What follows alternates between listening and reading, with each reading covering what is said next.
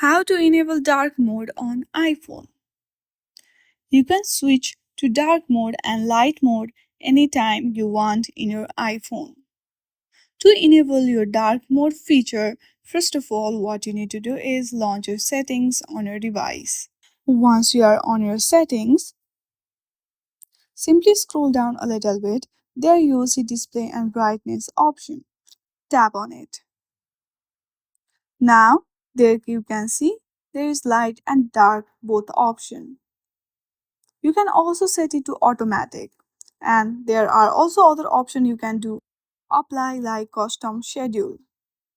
You can also schedule wherever you want dark mode or light mode. In this way, you can easily enable dark mode on your iPhone device. I hope you like this video. If you like this video, then please do not forget to like and subscribe to our channel. Thank you for watching.